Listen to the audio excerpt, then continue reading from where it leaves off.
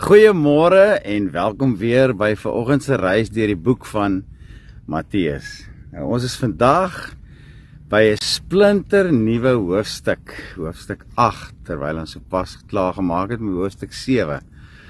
En ek moet vir jou sê persoonlik in my eie voorbereiding en studie van hoofstuk 7 was ek so geïnspireer en dit het vir my so baie beteken. Hoofstuk 7 en ek was regtig daardeur aangeraak geweest. Nou vandag se gedeelte in hoofstuk 8 begin met die verhaal van 'n genesing van 'n melaatse man. En dis waarskynlik 'n gedeelte waaroor ons sal lees en waarskynlik nie veel notisie daarvan sal neem nie en dit net sal noteer as 'n genesing en dan verder sal lees. Daar is egter 'n baie dieper geestelike waarde opgesluit in hierdie kosbare teks waarvan jy en ek moet kennis neem om die ware betekenis van wat werklik gebeur het te kan verstaan. Kom ons lees hierdie gedeelte vanoggend saam. Dit kom uit Matteus 8 vers 1 tot 4. Toe Jesus van die berg afgekom het 'n groot menigtes hom gevolg. En daar het 'n melaatse man gekom en voor Jesus neergeval en gesê, hoor gou mooi wat sê hy, Here, as U wil, kan U my reinig. Is dit nie 'n voortreffelike sin van geloof nie? Daarop steek Jesus die hand uit en raak hom aan en sê, ek wil. Is dit nie beautiful nie? 2 woorde met soveel inhoud en betekenis. Ek wil. Word gereinig, sê Jesus. En dadelik is hy van sy melaatsheid gereinig. En Jesus sê vir hom, pas op dat jy dit aan niemand vertel nie. Nou, ons gaan net nou uitvind hoe kom Jesus dit sê. Maar gaan vertoon jou aan die priester en offer die gawe wat Moses voorgeskryf het, tot 'n getuienis van hulle. Van wie praat hy? Die hoëpriester natuurlik. In Jesus se tyd, wat hy op aarde geleef het, was daar nog nie die moderne mediese wetenskap van inentings en medisyne wat ons kon gebruik, wat met melaatsheid kon afreken nie. Vandag is ons almal redelik immuun teen hierdie uiterlike, sigbare siekte wat uiters aansteeklik en ook dodelik was. Nou, in Jesus se tyd was die siekte melaatsheid 'n siekte wat 'n geweldige negatiewe stigma rondom hom gehad het. Eerstens, was jy as die draer van melaatsheid as onrein beskou.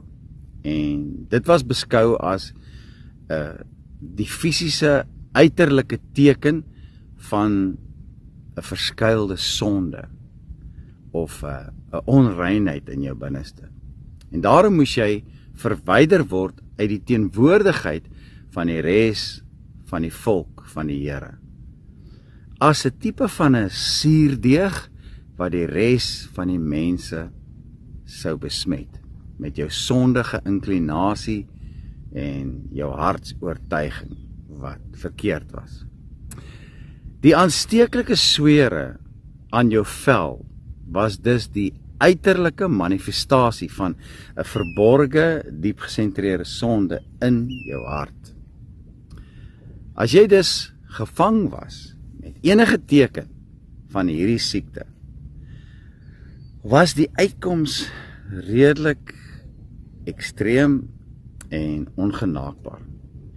En as jy amper behandel soos 'n tipe van 'n kriminele sondaar, waarop mense neergekyk het en hulle het jou veroordeel. En daarom is dit 'n baie slegte penarie, slegte omstandigheid om in te gewees het. Verder is jy verwyder van jou familie en jou geliefdes en is uitgegooi buite die stadsmure, weg van alles wat vir jou kosbaar was, na 'n afgeleë plek toe, weg van die normale wêreld, na 'n plek wat gemaak is vir sulke mense. Amper soos 'n tronk sonder mure, waar jy moes gaan sterf, of jouself gaan bekeer van jou sonde, sodat jy dalk sou kon gesond word. Nou soos jy natuurlik kan verstaan vanuit my verduideliking, was dit maar 'n felle vonnis, veral vir iemand wat dalk onskuldig aangesteek was deur hierdie siekte.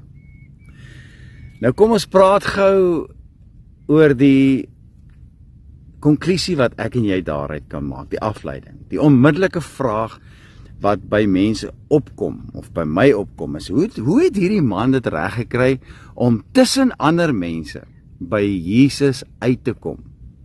Hy moes waarskynlik homself ten volle met kledingstukke bedek, sodat niemand sy melaatsheid kon sien nie.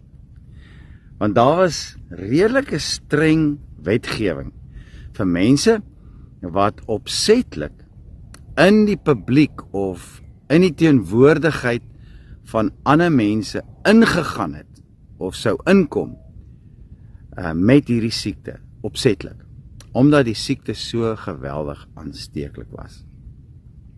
So met hierdie agtergrond kan mens verstaan hoe desperaat hierdie arme man was, en dat hy sy geloof openlik voor Jesus gedemonstreer het, deur voor Jesus in desperaatheid neer te val en te smeek vir genade en vir vergifnis van die sonde wat hom so siek gemaak het. Meer as dit, ook vir bevryding van die kettinge van die slawerny van hierdie geweldige slegte siekte se greep waarin hy vasgevang was. Kan jy dink hoe uiters begeerig hy was om net weer versoen te kon wees met sy vrou, met sy kinders, met sy familie, waarvan hy dalk so lank vervreem was. Daarom kan 'n mens nou net jouself indink wat speel af hier voor Jesus. En Jesus het perfekte, liefdevolle begrip hiervoor. Jesus het hom nie veroordeel nie, maar al hierdie seer, gebrokenheid, opregte berou en begeerte om weer normaal te lewe, dit alles het Jesus in een oomblik verstaan. En daarom sy beautiful antwoord op die man se vraag. As hy hom vra, Here, as U wil, kan U my reinig. Kosbaar, Jesus se antwoord, vol liefde en deernis, ek wil.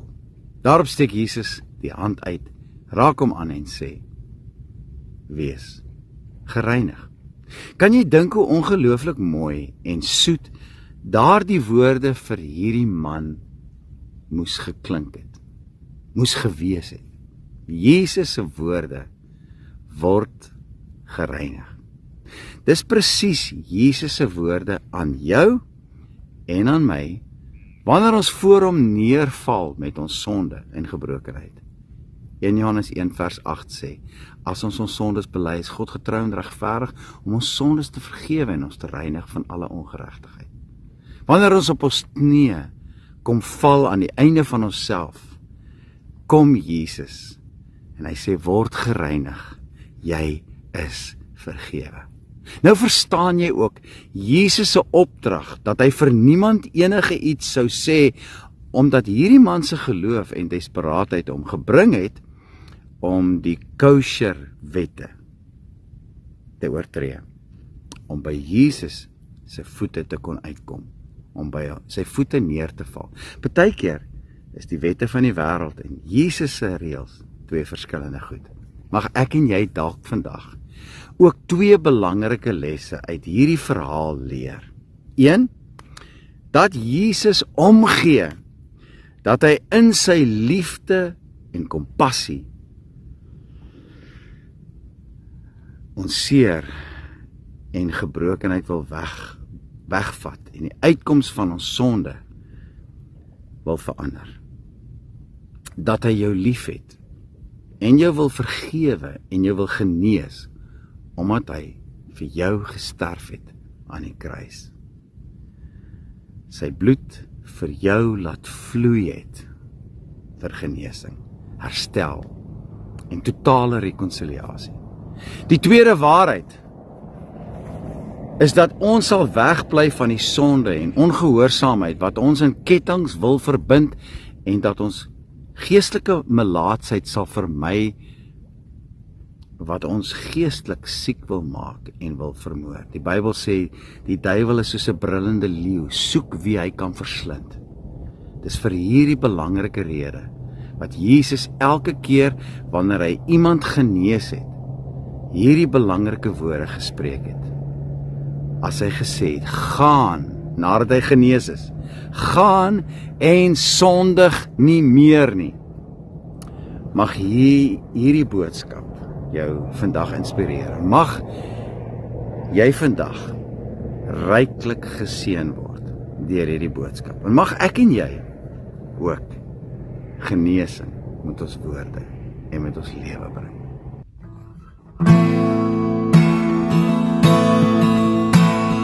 Silwer en goud het ek nie, maar dit wat ek het gee ek jou.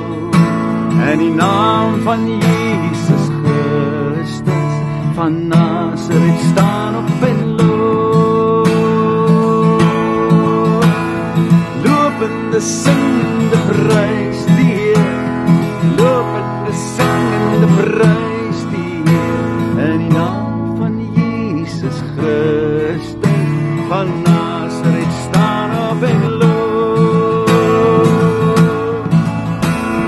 Silwer en goud het ek nie, maar dit wat ek het gee ek jou. In die naam van Jesus Christus van Nazareth staan op en loop. Van Nazareth staan op en loop.